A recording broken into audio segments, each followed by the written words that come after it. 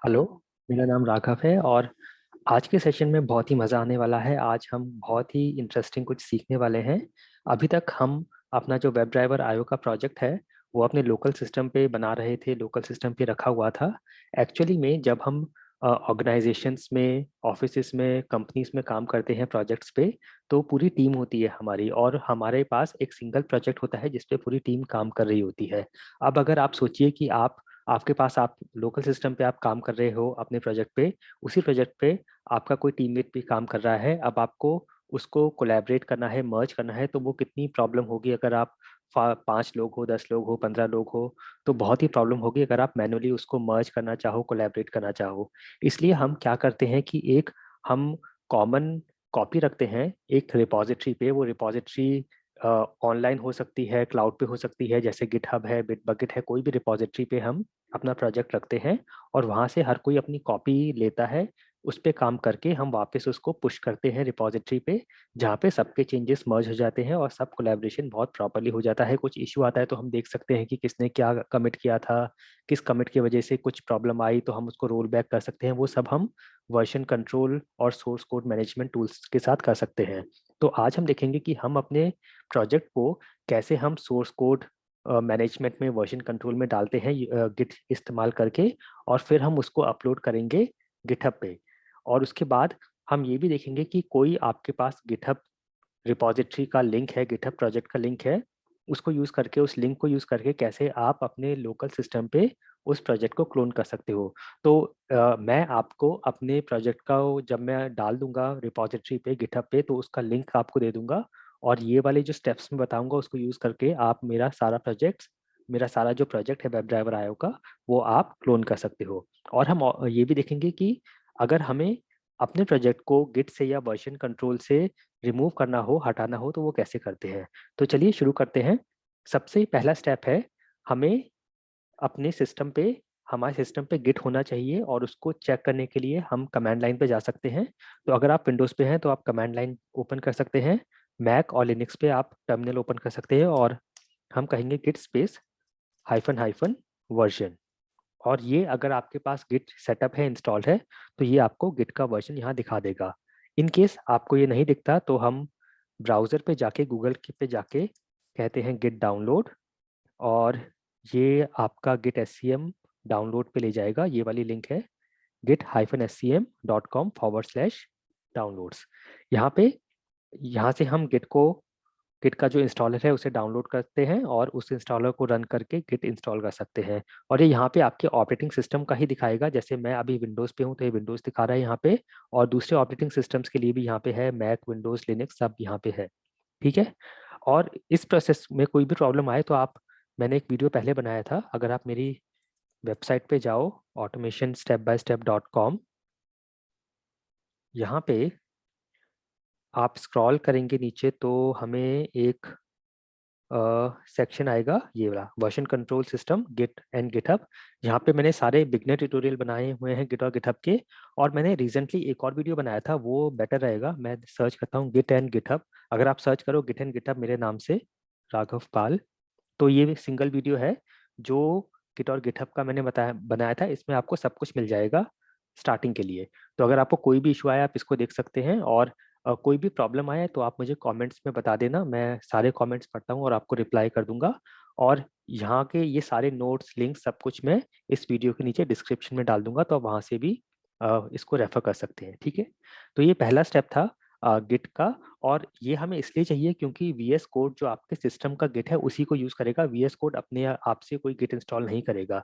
ये आप यहाँ पे देख भी सकते हैं, अगर आप सर्च करें वीएस कोड वर्जन कंट्रोल या सोर्स कंट्रोल, तो यहाँ पे आपको दिख भी जाएगा। ये इसका डॉक्यूमेंटेशन है वीएस कोड का। यहाँ पे आप स्क्रॉल करेंगे तो ये यहाँ पे बता देगा, make sure git is installed, VS code will use your machine git. तो हमारी जो मशीन पे गिट होगा उसी को ये यूज़ करेगा, और इसको चाहिए गिट वर्जन 2.0.0 या उससे लेटेस्ट। तो हमारे पास जो गिट था, हमने चेक किया था, वो ऑलरेडी मेरे पास जो था वो था वर्जन 2.35.1, तो ये वर्क करेगा। ठीक है। तो आप गिट इंस्टॉल करके चेक कर सकते हैं कि गिट आपका इंस्टॉल हो गया है कि नहीं। उसके बाद स्टेप नंबर 2 है कि हम github.com पे जाके एक अकाउंट बनाएंगे। अगर आपके पास अकाउंट ऑलरेडी है तो आप साइन इन कर सकते हैं, अदरवाइज एक अकाउंट बना के साइन अप करके फिर लॉग इन कर सकते हैं। तो मैं जाता हूँ और यहाँ पे github.com पे हम जाएंगे और यहाँ पे ये साइन इन है अगर आपके पास अकाउंट ऑलरेडी है, नहीं तो हम साइन अप पे जाते हैं यहाँ पे। और साइन अप पे जाके ये हमें एक ईमेल मांगेगा, फिर हमें एक यूज़र नेम बनाना है, एक पासवर्ड देना है और कुछ और स्टेप्स होंगे। तो फिर ये फाइनली हमारा अकाउंट बना देगा, एक एक्टिवेशन लिंक भेजेगा हमें ईमेल पे और उससे हम एक्टिवेट कर सकते हैं। तो आप ये स्टेप करने के बाद फिर साइन इन करना। तो यहाँ पे साइन इन करना और यहाँ पे अपना यूज़र नेम और पासवर्ड डाल के या ईमेल या पासवर्ड डाल के हम लॉगिन कर सकते हैं। मैं यहाँ पे देखता हूँ शायद मैं ऑलरेडी लॉग्ड इन होऊंगा, मैं चेक कर लेता हूँ। github.com पे जाते हैं और हाँ, मैं ऑलरेडी लॉग्ड इन हूँ। और अगर आप फर्स्ट टाइम लॉगिन कर रहे हैं तो आपको कोई प्रोजेक्ट्स नहीं दिखेंगे, मेरे पास कुछ पुराने प्रोजेक्ट्स भी पड़े हैं यहाँ पे, तो दैट इज़ ओके। अब यहाँ पे हम एक नया प्रोजेक्ट या एक नई रिपोजिटरी बनाएंगे। तो यहाँ पे स्टेप नंबर 3 है हम अपने गिटहब पे नई रिपोजिटरी बनाते हैं। तो यहाँ पे आपको ये न्यू का बटन दिख जाएगा या फिर हम यहाँ ये जो प्लस बटन है इस आइकॉन पे क्लिक करके यहाँ से भी न्यू रिपोजिटरी बना सकते हैं। तो मैं यहाँ पे न्यू पे क्लिक करता हूँ और यहाँ पे कुछ भी नेम दे दीजिए।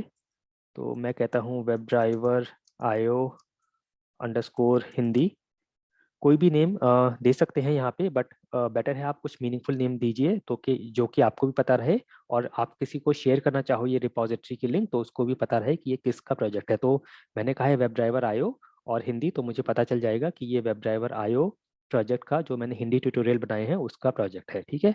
और ये टिक मार्क दिखा रहा है, मतलब ये नेम अवेलेबल है तो मैं यूज़ कर सकता हूँ। डिस्क्रिप्शन ऑप्शनल है, उसके बाद हम इसको पब्लिक ही रखते हैं यहाँ पे। और फिर यहाँ पे हम कहते हैं क्रिएट रिपोजिटरी, ठीक है। यहाँ पे एक गेट इग्नोर फाइल का भी ऑप्शन है बनाने का, वो मैं आपको अभी बताता हूँ, अभी मैं जस्ट कह रहा हूँ क्रिएट रिपोजिटरी, ठीक है। तो इसने ये गिटहब रिपोजिटरी बना दी, ये इसका यूआरएल है और यहाँ से भी हम इसका लिंक कॉपी कर सकते हैं। तो ये इसने मुझे बना के दे दिया है। अभी हम नेक्स्ट स्टेप पे चलते हैं। नेक्स्ट स्टेप है अब हम अपने VS कोड पे जाएंगे और अपने प्रोजेक्ट को ओपन करेंगे वहाँ पे। तो अगर आपका प्रोजेक्ट ऑलरेडी ओपन है तो ठीक है, मैं यहाँ जाता हूँ और पहले अपने प्रोजेक्ट फोल्डर को यहाँ पे ओपन कर लेता हूँ, ठीक है। तो ये मेरा फोल्डर यहाँ प्रोजेक्ट आ गया VS कोड पे। अब यहाँ पे एक चीज़ मुझे और करनी है, ये अभी मैं डिलीट करता हूँ, मैं आपको फिर से दिखाता हूँ। ये अभी जस्ट थोड़ी देर पहले मैं इसको चेक कर रहा था तो मैंने एक डॉट गेट इग्नोर फाइल बनाई थी, बट मैं आपको फिर से दिखाऊंगा ये क्या है, ठीक है। तो मैंने अभी जस्ट अपना प्रोजेक्ट ओपन किया है यहाँ पे। अभी नेक्स्ट स्टेप है हमें एक डॉट गेट इग्नोर फाइल अपने प्रोजेक्ट के रूट फोल्डर में बनानी है। ये क्या होता है कि जब हम अपने प्रोजेक्ट को अपलोड करते हैं या गिट वर्जन कंट्रोल सिस्टम पे डालते हैं और उसके बाद कमिट करते हैं चेंजेस, तो ऐसे हमारे प्रोजेक्ट में बहुत सारे फोल्डर्स और फाइल्स होते हैं जो कि हमें एक्चुअली में कमिट करने की ज़रूरत नहीं होती। और अगर हम वो सब कुछ हम कमिट करेंगे या सब कुछ डालेंगे वर्जन कंट्रोल पे तो वो बहुत ही हैवी हो जाएगा, बहुत बल्कि हो जाएगा और बहुत ज़्यादा टाइम लेगा। फॉर एग्जाम्पल, अगर हम अपने प्रोजेक्ट को देखें इधर, तो जैसे नोड मॉड्यूल्स का फोल्डर है, यहाँ पे सारी नोड मॉड्यूल्स की नोड की लाइब्रेरीज हैं और ये बहुत सारी होंगी यहाँ पे। तो अगर मैं ये सब कुछ डालूंगा वर्जन कंट्रोल पे और गिटहब पे तो ये बहुत हैवी होगा, बहुत टाइम लेगा। सिमिलरली हमारे ये एल्योर रिजल्ट्स हैं, एल्योर रिपोर्ट है, ये सब हमें अभी नहीं चाहिए, तो इसकी ज़रूरत नहीं होती डालने के लिए। तो जो भी ऐसा कुछ है जो कि आपको अपलोड नहीं करना है, वर्जन कंट्रोल में ऐड नहीं करना है, वो सब हम एक डॉट गेट इग्नोर फाइल बना के वहाँ पे डाल सकते हैं। तो फाइल बनाने के लिए आप अपने प्रोजेक्ट फोल्डर पे जा सकते हैं और हम ये क्लिक करेंगे न्यू फाइल। तो इसने फाइल यहाँ पे इसको नेम देंगे डॉट गेट इग्नोर। तो यहाँ पे ये ध्यान रखना, दो चीज़ें ध्यान रखना। सबसे पहली तो कि ये जो फाइल डायरेक्टली प्रोजेक्ट फोल्डर के अंदर होनी चाहिए, किसी सब फोल्डर में ना चली जाए। अगर चाहती है तो आप उसको निकाल के या बाहर से बना सकते हो, आप इसको बाहर से भी बना सकते हो, जैसे अपने प्रोजेक्ट फोल्डर में गए यहाँ पे और यहाँ पे भी बना सकते हो डॉट गेट इग्नोर, या फिर यहाँ पे भी मूव कर सकते हो। तो ये डायरेक्टली अपने प्रोजेक्ट फोल्डर के अंदर ही होनी चाहिए। और उसके बाद इसका नेम भी ध्यान रखना, ये है डॉट गेट इग्नोर, ठीक है। यहाँ से भी दिखा सकता हूँ मैं आपको, ये है नाम डॉट गेट इग्नोर। ठीक है, यहाँ पे अब जो जो चीज़ मुझे स्किप करनी है, नहीं डालनी, तो वो मैं डाल देता हूँ। जैसे नोड मॉड्यूल्स का फोल्डर है तो मैं कहता हूँ नोड मॉड्यूल्स। अब मैं डायरेक्टली ऐसे लिख सकता हूँ क्योंकि ये नोड मॉड्यूल्स डायरेक्टली मेरे रूट प्रोजेक्ट फोल्डर के अंदर है, या फिर मैं ऐसे भी डाल सकता हूँ और इसके अंदर सब कुछ मुझे स्किप करना है तो ऐसे भी लिख सकता हूँ। दोनों तरह से वर्क करेगा। और भी कुछ भी है तो हम वो यहाँ पे डाल सकते हैं। अभी अगर आपको एक ऑनलाइन जनरेटर चाहिए तो अगर आप सर्च करें dot git ignore template for node project, तो ये आपको कुछ टेम्पलेट्स भी दिख जाएंगे नोड प्रोजेक्ट के लिए। तो यहाँ से भी आप देख सकते हैं, ये एक टेम्पलेट है गिटहब पे। तो इसमें सब कुछ है, ये एक बहुत ही जनरल टेम्पलेट है तो इसमें सब कुछ है। इसमें से आपको क्या क्या निकालना है वो आप देख सकते हैं, या इस वाली स्टैक ओवरफ्लो की लिंक पे आप देखिए, इन्होंने नोड मॉड्यूल्स डाला हुआ है, डॉट npm डाला हुआ है, डॉट env डाला हुआ है। तो ये सब हम डाल सकते हैं। हैश हम यूज करते हैं कमेंट्स के लिए, तो अगर मुझे कोई कमेंट लगाना है तो मैं कहूँगा हैश, और जो भी मुझे कमेंट लिखना हो यहाँ पे। ठीक है, और एक जनरेटर भी हम देख सकते हैं। अगर मैं कहूँ dot git ignore template generator, तो यहाँ पे आपको कुछ ऑनलाइन जनरेटर्स भी मिल जाएंगे। यहाँ पे आपको जस्ट आपको बताना है कि कौन सा प्रोजेक्ट है। जैसे मेरे केस में मैं नोड कहता हूँ, इसमें जावा, जावास्क्रिप्ट, जो भी आपके प्रोजेक्ट है उसका रेफरेंस देके उसका नाम बता के कि नोड का प्रोजेक्ट है और कहेंगे क्रिएट, तो एक sample dot gate ignore file create कर देगा। इसमें भी सब कुछ है, इसमें से भी आपको जो जो चाहिए वो हम ले सकते हैं। अभी के लिए मैं इसको बिल्कुल सिंपल रख रहा हूँ। जस्ट नोड मॉड्यूल्स डाला है मैंने, और मैं आपको दिखाऊंगा इसका यूज़ क्या होता है अभी। तो हमने डॉट गेट इग्नोर फाइल बना ली, और मैं ये आपको बता रहा था कि यहाँ से भी आप डॉट गेट इग्नोर फाइल बना सकते हैं। तो अगर आप चाहें तो अपने गिटहब से भी बना सकते हैं, बट अभी इस केस में क्योंकि मैं पहले अपने VS कोड पे वर्जन कंट्रोल करूंगा, उसके बाद ये रिपॉजिटरी के साथ मर्ज करूंगा, तो अभी मुझे वहां पे ही बनानी पड़ेगी VS कोड में अपने प्रोजेक्ट के अंदर ही। ठीक है, तो ये हमने बना ली। अब नेक्स्ट स्टेप है, अब हम अपने VS कोड में सबसे पहले तो चेक करते हैं सेटिंग्स में कि गिट एनेबल्ड है कि नहीं। तो आप सेटिंग्स में जाना, आप मेन्यू से जा सकते हो, या हम यहाँ सेटिंग आइकॉन है हमारा, यहाँ से जा सकते हैं। और सेटिंग्स पे जाके मैं टाइप करता हूँ गिट एनेबल्ड, और मैंने ये टाइप किया है गिट एनेबल्ड। और यहाँ पे ये मुझे दिखा देगा, ये जो ऑप्शन है गिट एनेबल्ड का, ये चेक होना चाहिए। अगर ये अनचेक्ड है तो आप चेक कर देना इसको। और उसके बाद अब में हम जाते हैं अपने ये सोर्स कंट्रोल वाला जो सेक्शन है इधर। ठीक है, तो यहाँ पे जाएंगे, और यहाँ पे मेक श्योर कि आप अपनी जो गिट इग्नोर फाइल है उसको सेव कर दें। और यहाँ पे अब हम कहेंगे इनिशियलाइज रिपॉजिटरी। तो जैसे ही मैं ये इनिशियलाइज रिपॉजिटरी करूँगा तो देखते हैं इसने हमें जितने भी अनस्टेज्ड चेंजेस थे, और क्योंकि ये फर्स्ट टाइम हम कर रहे हैं तो हमारा सारा प्रोजेक्ट, सारी फाइल्स जो हमारे प्रोजेक्ट है वो सारी यहाँ पे आ गई हैं। अब देखिए सब कुछ आ गया है, और ये कह रहा है यू का मतलब अनस्टेज्ड है। अगर हम अपने एक्सप्लोरर पे जाते हैं, यहाँ पे भी ये देखिए ये कह रहा है यू मतलब जो भी ये ग्रीन में है वो अनस्टेज्ड है। ठीक है, और अब आप यहाँ पे देखिए इतने सारे चेंजेस हैं, ये 300 के करीब चेंजेस हैं, क्योंकि मैंने अभी अपने एल्योर रिजल्ट और एल्योर रिपोर्ट फोल्डर भी नहीं ऐड किया है। तो वो मैं डॉट गेट इग्नोर में ऐड कर देता हूँ, क्योंकि वो हमें नहीं चाहिए, वो हमें ऐड नहीं करना है। तो मैं एल्योर रिपोर्ट और एल्योर रिजल्ट्स भी यहाँ पे ऐड कर रहा हूँ गेट इग्नोर में। और अब मैं सेव करता हूँ इसको। तो देखिए जैसे ही मैंने सेव किया वो सब कुछ यहाँ से चला गया, जो एल्योर रिपोर्ट और रिजल्ट फोल्डर के जो भी यहाँ पे ऐड था वो सब चला गया। और अब हमारे पास जो चेंजेस अब कमिट करने के लिए हैं वो अब बहुत कम हो गए, सिर्फ 16 रह गए हैं। ठीक है, तो इसलिए ये है एक्चुअल यूज हमारा, जो हमारी डॉट गिट इग्नोर फाइल का, उसका ये एक्चुअल यूज है कि हम जो भी एक्स्ट्रा चीज़ें हैं जो हमें कमिट नहीं करना, जिनकी ज़रूरत नहीं है हमें रिपॉजिटरी में डालने की, वो सब फाइल्स, वो सब फोल्डर्स हम यहाँ पे डाल सकते हैं। ठीक है, यहाँ पे आपको एक्सटेंशंस भी मिल जाएंगे VS कोड के अंदर। अगर आप कोई dot git ignore generator search करें तो आपको यहाँ पे इस तरह से डॉट गिट इग्नोर के जनरेटर्स भी मिल जाएंगे, है ना। तो इससे भी आप अपनी डॉट गेट इग्नोर फाइल बना सकते हैं, बट हम अभी सिंपल ही रख रहे हैं सब कुछ, हमने मैन्युअली बना दी है और सब कुछ ठीक है अभी तक। तो हमारे पास ये वाला हो गया है। अब हम कमिट करेंगे अपने चेंजेस को, ठीक है। तो ये देखिए यहाँ पे ये कह रहा है हम यहाँ पे कोई मैसेज कमिट का डाल सकते हैं और यहाँ से कमिट पे क्लिक कर सकते हैं, या फिर हम मैसेज डाल के यहाँ ऊपर एक टिक मार्क है इस पे भी क्लिक कर सकते हैं, ठीक है। और ये जो डिफ़ॉल्ट ब्रांच होती है मास्टर, उस पे जाएगा। मैं अभी दिखाऊंगा आपको। अभी तक हम अगर इस पे देखें, अपने रिपॉजिटरी पे देखें, तो कोई चेंजेस नहीं आए हैं, क्योंकि अभी तक हमने कोई भी चेंजेस अपनी रिपॉजिटरी पे पुश नहीं किया है। इनफैक्ट हमने अभी तक अपनी रिपॉजिटरी को अपने VS कोड प्रोजेक्ट के साथ लिंक भी नहीं किया है, ठीक है। तो अभी के लिए हम जस्ट गिट पे इसको कमिट करने वाले हैं। तो कोई भी मैसेज लिखते हैं यहाँ पे, मैं कहता हूँ माय फर्स्ट कमिट। कुछ भी मैसेज लिख सकते हैं। नॉर्मली हम कुछ मीनिंगफुल मैसेज डालते हैं जब भी हम अपने प्रोजेक्ट में कुछ भी चेंज करते हैं। तो हम जो मीनिंगफुल मैसेज होता है कि हमने क्या चेंज किया है, वो डाल के फिर कमिट करते हैं, ताकि सब टीम मेंबर्स को पता चल जाए कि हमने क्या कमिट किया है, ठीक है। तो मैंने मैसेज लिखा और मैं अब क्लिक करता हूँ कमिट पे। तो ये कहता है they are no stage changes to commit, would you like to stage all your changes. तो मैं कहता हूँ येस। अगर मैं ऑलवेज कहूँगा तो नेक्स्ट टाइम से मुझे मैसेज नहीं दिखाएगा। अभी मैं जस्ट कहता हूँ येस, ठीक है। और अब ये मुझे ऑप्शन दे रहा है पब्लिश ब्रांच का। और अगर आप यहाँ पे ये जो 3 डॉट्स हैं इस पे जाएंगे, तो देखिए हमारे पास सारे गिट के ऑप्शंस, पुल, पुश, क्लोन, सब कुछ आ जाता है। ये सब चीज़ें हम कमांड लाइन से भी कर सकते हैं गिट के। और ये वाला जो मैं आपको वीडियो दिखा रहा था, इस पे वो मैंने दिखाया भी हुआ है कमांड लाइन से सब कुछ कैसे करते हैं। बट हम सब कुछ अभी VS कोड से ही कर रहे हैं, ठीक है। एक और ऑप्शन है यहाँ पे शो गिट आउटपुट।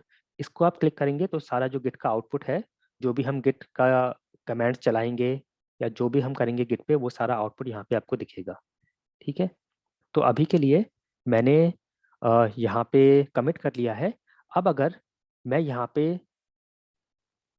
3 डॉट्स को क्लिक करके अगर मैं पुश करूँगा, तो ये मुझे कहेगा कि पहले हमें जो हमारी रिपॉजिटरी है उसका लोकेशन, उसका URL ऐड करना है, तभी उसको पता चलेगा कि कहाँ पुश करना है, ठीक है। तो आप यहाँ पे क्लिक करेंगे तो एनीवेज आपको यहाँ पे एक मैसेज दिखाएगा नीचे कि आपने अभी तक रिमोट ऐड नहीं किया है, तो पहले रिमोट ऐड कर लो। आप वहाँ से भी जा सकते हो, या फिर आप डायरेक्टली कमांड पैलेट पे जाके आप यहाँ व्यू से कमांड पैलेट पे जा सकते हो, या Ctrl+Shift+P क्लिक कर सकते हैं हम।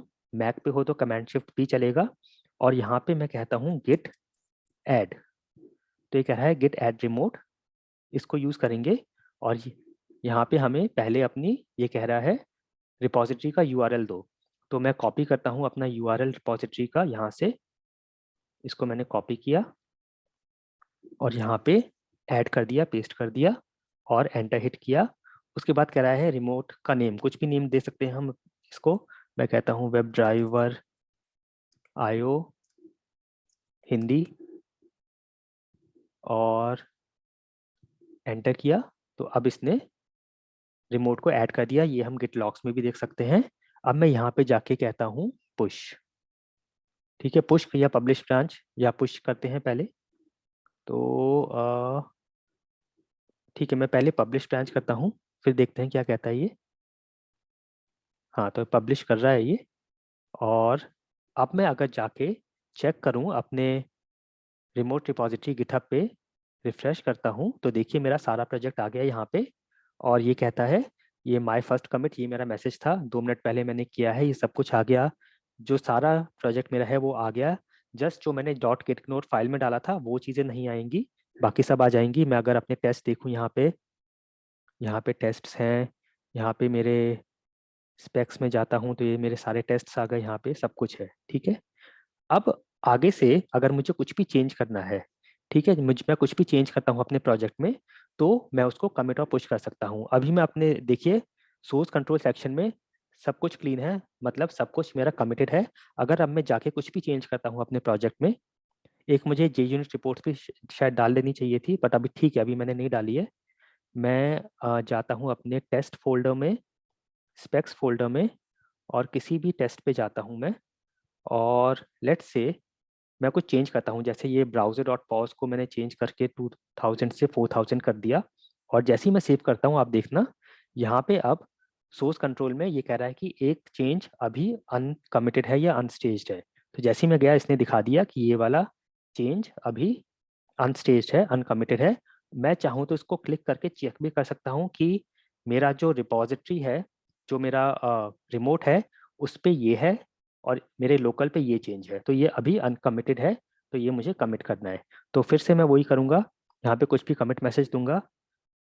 मैं कह रहा हूँ चेंज्ड पॉज टाइम और कमिट और यस, और फिर ये कह रहा है सिंक चेंजेस। मैं यहाँ से जाके भी पुश कर सकता हूँ या फिर यहाँ से डायरेक्टली कहता हूँ सिंक चेंजेस और मैं कहता हूँ ओके। ये मास्टर ब्रांच पे जाएगा और ये देखिए सब जा रहा है। और अब मैं चेक करूँ अपने रिपॉजिटरी पे, तो रिफ्रेश करता हूँ तो देखिए यहाँ पे ये आ गया changed pause time just now. और अगर मैं इस पे जाके देखूँ test1.spec.js, तो यहाँ पे इसने ये अपडेट भी कर दिया है। ठीक है, तो ये सब इसने यहाँ पे चेंज कर दिया है। तो अब हमारा प्रोजेक्ट वर्जन कंट्रोल पे जा चुका है। गिट से हमने उसको स्टार्ट कर दिया है, उससे गिट ट्रैकिंग करना, और हमने अपना अपलोड भी कर दिया है गिटहब पे। अब जो भी चेंजेस होंगे हम उसको कमिट और पुश कर सकते हैं। ठीक है, एक और चीज़ यहाँ पे आप देख सकते हो, ये जस्ट अपनी इंफॉर्मेशन के लिए बता रहा हूँ मैं, कि जब भी आप गिट एनेबल करते हो या किसी भी प्रोजेक्ट को गिट से ट्रैक करना शुरू करते हो या किसी भी फोल्डर को गिट से ट्रैक करना शुरू करते हो, तो वहाँ पे एक ये हिडन फोल्डर बना देता है डॉट गिट। तो ये भी एक तरीका है देखने का कि इस फोल्डर को गिट ट्रैक कर रहा है या नहीं। ठीक है, अगर आप ये नहीं देख पा रहे तो चेक कर लेना कि आपके पास हिडन फाइल्स और फोल्डर्स का ऑप्शन चेक्ड है या नहीं। तो ये जस्ट इन्फॉर्मेशन के लिए है। ठीक है, अब इसके बाद हमने ये सब कर ही लिया है, हमने स्टेप 8 और स्टेप 9 भी कर लिया है। अब अगर हमने ये भी चेक कर लिया है कि हमारे चेंजेस गिटहब पे जा रहे हैं, तो ये सब कुछ वर्क कर रहा है। ये वही वाला लिंक है जो मैंने आपको याद दिखाया था इधर, इस पे VS कोड का सोर्स कंट्रोल ओवरव्यू। ठीक है, तो ये हो गया हमारा। अब अगर आपको कोई प्रोजेक्ट गिटहब से अपने सिस्टम पे क्लोन करना है तो वो कैसे करेंगे। तो लेट्स से एक हम एग्जांपल लेते हैं। मैं ये फोल्डर को डिलीट ही या यहाँ से रिमूव ही कर देता हूँ अभी के लिए। मैं क्लोज कर देता हूँ इस फोल्डर को, इस प्रोजेक्ट को VS कोड से। और अब हमें मान लीजिए ये वाला जो प्रोजेक्ट है, ये वाली जो रिपॉजिटरी है, ये मुझे क्लोन करनी है किसी भी न्यू सिस्टम पे। अगर मैं ये लिंक आपको देता हूँ अपने प्रोजेक्ट की और आपको कहता हूँ कि आप अपने सिस्टम पे क्लोन करना, तो कैसे करोगे। जस्ट ये लिंक हम लेंगे यहाँ से। ठीक है, ये जो प्रोजेक्ट का लिंक है या रिपॉजिटरी का लिंक है वो हम लेंगे और हम अपने VS कोड में सबसे पहले तो चेक करेंगे गिट एनेबल्ड है कि नहीं सेटिंग्स में, वो हमने ऑलरेडी देख लिया है। अब हम कमांड पैलेट पे जाके कहेंगे गिट क्लोन। ठीक है, आप चाहो तो सोर्स कंट्रोल में भी जाके कर सकते हो। क्लोन रिपॉजिटरी यहाँ पे डायरेक्ट आ रहा है, क्लोन रिपॉजिटरी। या फिर हम यहाँ पे कमांड पैलेट पे जाके हम कहते हैं गिट क्लोन और इसको मैं एंटर करता हूँ। और ये पूछ रहा है रिपॉजिटरी का URL बताओ मुझे, तो मैं रिपॉजिटरी का URL यहाँ पे कॉपी पेस्ट कर दिया। और अब ये पूछ रहा है कि मुझे कहाँ पे इसको सेव करना है, किस फोल्डर में, किस लोकेशन पे। तो मैं अभी के लिए डेस्कटॉप पे ही जाता हूँ और डेस्कटॉप पे ही की लोकेशन को मैं अभी यूज़ कर रहा हूँ। ठीक है, और मैंने जैसे ही इसको किया यहाँ पे, तो आप देखिए यहाँ पे select the project to save the location. तो यहाँ पे मैं डेस्कटॉप पे जाके चेक करता हूँ, तो देखिए मेरा ये प्रोजेक्ट आ गया यहाँ पे, वेब ड्राइवर आयो हिंदी। इसने क्लोन कर लिया और अब इसको मैं ओपन कर सकता हूँ VS कोड पे। तो ये कह रहा है ओपन फोल्डर, तो मैं ओपन फोल्डर करता हूँ और अपने डेस्कटॉप पे जाके उस फोल्डर को जो मैंने अभी क्लोन किया है उसको सिलेक्ट कर लेता हूँ। तो ये मेरा सारा फोल्डर और सारा प्रोजेक्ट यहाँ पे आ गया। देखिए ये मेरा सेम प्रोजेक्ट है और ये सारी जो भी अभी मैंने चेंजेस किए हैं वो भी आ गए होंगे। तो ये जो हमने चेंजेस किए थे, इसको चेंज किया था, ये भी आ गया और सब कुछ आ गया। अब फिर से अगर मैं कुछ भी चेंज करता हूँ तो ये यहाँ पे मैं चेंज करके और यहाँ पे कमिट और पुश कर सकता हूँ। ठीक है, तो इस तरह से हम क्लोन भी कर सकते हैं। अब अगर आपको प्रोजेक्ट को रिमूव करना हो गिट वर्जन कंट्रोल से या सोर्स कंट्रोल से, तो उसके लिए हम सबसे पहले वही है गिट एनेबल चेक होना चाहिए। उसके बाद हम कमांड पैलेट पे जाके कहेंगे गिट क्लोज रिपॉजिटरी। तो मैं कमांड पैलेट पे जाके कहता हूँ git close, तो ये हमारी क्लोज कर देगा। अब देखिए ये सोर्स कंट्रोल में कुछ नहीं आ रहा, अब ये फिर से मुझे इनिशियलाइज करनी पड़ेगी अगर मुझे फिर से स्टार्ट करना है तो अब ये गिट से हट गया है। और एक और काम मैं कर सकता हूँ कंफर्मेशन के लिए, मैं अपना इधर प्रोजेक्ट जो है इस पे जो डॉट गिट का जो हिडन फोल्डर है उसको भी मैन्युअली भी डिलीट कर सकता हूँ। तो ये कंफर्म हो गया कि अब ये गिट से हट चुका है। ठीक है, तो इस तरह से हम इसको हटा भी सकते हैं, रिमूव कर सकते हैं प्रोजेक्ट को। ठीक है, तो इस तरह से हम गिट वर्जन कंट्रोल यूज कर सकते हैं, अपने प्रोजेक्ट को रिपोजिटरी पे डाल सकते हैं। मैं अपने प्रोजेक्ट की लिंक भी डिस्क्रिप्शन में डाल दूंगा, आप वहां से उसको क्लोन कर सकते हैं। आई होप ये बहुत ही यूजफुल था। आपको कोई भी प्रॉब्लम आए, कुछ भी इशू हो तो कमेंट सेक्शन में बता देना। मिलेंगे नेक्स्ट वीडियो में। Thank you for watching.